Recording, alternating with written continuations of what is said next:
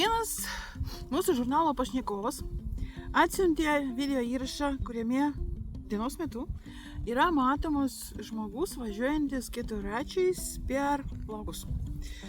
Dar buvo žiema, dar buvo sniegas, niekas nebuvo ištirpę, galbūt ir kažkam galėtų atrodyti, kad kas čia tokio, važiuoti per laukus su keturračiais, tai labai džiaugu, labai geras toks laiko praleidimas, pramoga tokia, labai faina, bet tai buvo ragų ieškotojas ir toks važinėjimas, galima sakyti, yra kaip idėjos ženklas.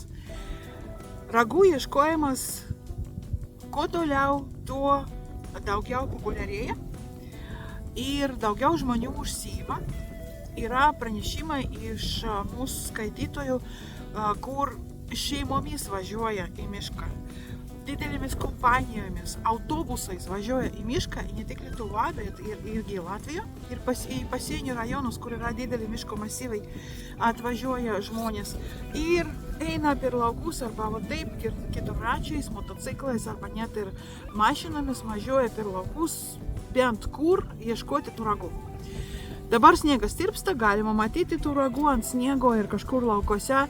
Yra irgi pranešimai apie tai, kad keturračiais yra vyjami gyvūnai, elnių bandas per naktį surandamas su termokameromis ir paskui keturračiais varomas per laukus ir paskui eina ieškoti tų ragų iš ryto arba kaip. Su ragų ieškotojais yra taip pat kaip su grybo ieškotojais, jie atsikelia labai anksti, eina ieškoti tų ragų, kol gyvūnai dar yra aktyvi. Ir tie važinėjimai ir tie ragų tas paieškas, kur ir eina keletą žmonių kartu, visi šaukia per mišką, ten judesis toks. Visiems atrodo, kad tai yra, tokia smagi pramoga, laiko praleidimas gamtoje, kaip faina, mes visi mylim gamtą, važiuoja su vaikais, su šunimis. Ir ką tai reiškia? Dabar yra pavasaris ir visi gyvūnai laukia mažylių. Stirnos, elniai, briedžiai, vilkai, lūšis, lapės, paukščiukai ieško savo naujų vietų arba atstato savo praeitų metų lizdus. O žmonės eina per mišką ir visą tą trukdo. Labai didelį judinėjimą iškelia gyvūnams ir jie turi kažkur bėgti, kažkaip ieškoti kažkokiu keliu, kaip pasitraukti iš tos vietos, kur žmonės yra. Bet pati didžiausia žala, galima sakyti, yra toks važinėjimas keturračiais gamtoje. Yra du skirtingi dalykai. Važiuoti per mišką ir naikinti paklotę, kas auga labai labai lėtai. Visa žolė, viskas, kas miške yra, auga ilgai. Susidaro ta biologinė įvairovė, ta sritis, kur gyvūnai gyvena labai ilgai, labai sunkiai. Ir su keturračiais arba su motociklu pravažiuojant, ji yra išnaikinama ir paskui atsistato daugelis metų. Tai yra vienas dalykas. Antras dalykas yra toks važinėjimas, kaip video įraše, per ūkininkų laukus. Dabar artėja pavasaris, yra visokie darbai. Praeitais metais yra pasėti žiemos grūdai. Viskas auga, viskas vystosi. Ir dabar važinėti per laukus su keturračiais, gadinti visą tą ūkininkų veiklą, tai yra labai neetiška ir net yra pažeidimas. Problema yra tokia, kad tokių keturračių važinėtojus ir motociklininkus negalima pagauti, beveik neįmanoma. Todėl, kad jie labai greitai keičia savo vietą ir gali dingti miške arba kažkur nuvažiuoti ir nieks negalės nieko įrodyti. Tik video įrašai, galbūt stebėjimo kameros, jeigu yra suprantama, per kokį kelią gali atvažiuoti tie ragų ieškotojai arba tokių motorizuotų pramogų mėgėjai. Reikia apie kiekvieną tokią atvejį pranešti. Net jeigu neturite įtarimų, kas tai galėtų būti, arba jeigu turite, tai reikia pranešti įstaigoms, nes nėra leidžiama važiuoti per laukus arba važiuoti per gamtos teritorijos. Leidžiama yra važiuoti tik keliais. Ar miške, ar laukose galima važiuoti keliais, jokių problemų. Nieks jums negali tai uždrausti. Ir iš viso ragų ieškojimas kaip užsiėmimas nėra ribojamas, nėra reglamentuojamas kažkokiais teisės aktais. Nieks nedraudžia ragus ieškoti ir kada žmogus suranda tą ragą, tas ragas tampa jo nusavybė. Viskas yra paprasta. Ir vienintelis dalykas, į ką reikia atkreipti dėmesį, tai yra etika. Etika ir, miške, galima sakyti, reikia laikytis lankymuose miške taisyklių ir pagal tas taisyklės negalima važiuoti per miško paklotę, negalima naikinti kažką, gadinti kažką. Reikia atsiminti, kad tai yra mūsų atsakomybė. Taip mes galim paimti tos gamtos dovanas, kas yra ragai, arba grybai, arba uogos, arba kažkas kita, net gyvūnų kaulai, pavyzdžiui, arba dantis. Jeigu jūs surasite, nežinau, ten lapės kaukolę, galima paimti dantis ir padaryti iš jos ten kažkokį papuošalą, viską galima daryti. Ir nieks negali jums kažką drausti. Bet yra ribojimai, yra nustatymai, kas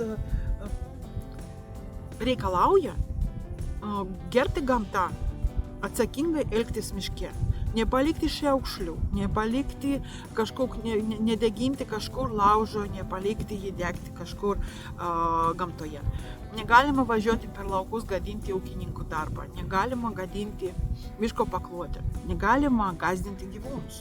Todėl, kad tai yra gyvūnų gerovė ir jeigu mes visada sakome, mes mylim gamtą, mes turim elgtis atsakingai, tai būkim tokie, tikrai.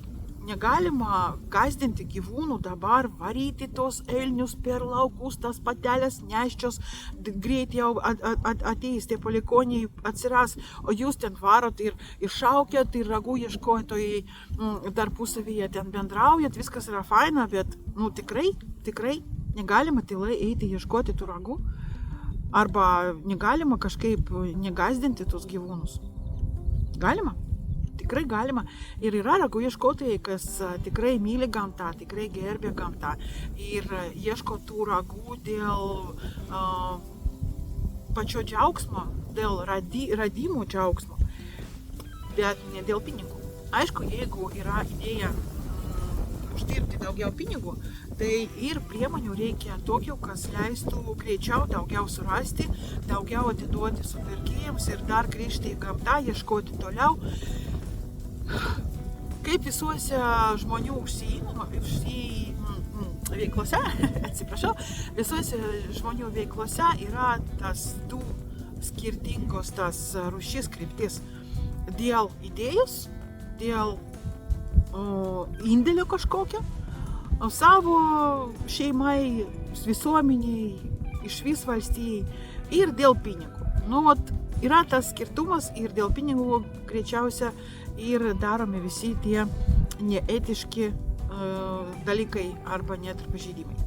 Tai pagalvokime apie tai, apie mūsų elgesį, apie pagarbą gamtai, apie pagarbą ūkininkams, žemės savininkams, vietinių kažkokių kaimų gyventojams ir visiems kitiems. Nedarykim gėdą visiems ragų ieškotojams, nes tik dalis yra tokių, kas važinėja keturračiais per laukus arba ten gąsdina gyvūnus arba kažką tokį daro. Ne visi yra tokie ir todėl nereikia irgi vertinti ragų ieškotojus pagal tokius negražus atsitikimus. Visi mes mylim gamtą, mes norim, kad viskas būtų gražu, mes norim paimti iš gamtos kažkokių prisiminimų ir ragų ieškojimas tai iš vienos pusės irgi yra kaip medžioklė. Todėl, kad tai irgi yra paieškos medžioklės instinktas, kas su kitais žmonės medžiotojai suveikia kažkaip kitaip. Čia yra ragų ieškojimas, irgi yra trofėjus, irgi yra džiaugsmas gauti tokią dovaną už įdėtą darbą. Nes tai nėra labai lengva, tai reikalauja daug laiko, daug pastangų. Ir ne tik tai, kad reikia kažkur nuvažiuoti ir visą dieną ten per laukus vaikščioti, o pavasarį tai nėra lengva per laukus vaikščioti, viskas yra toks šlapės.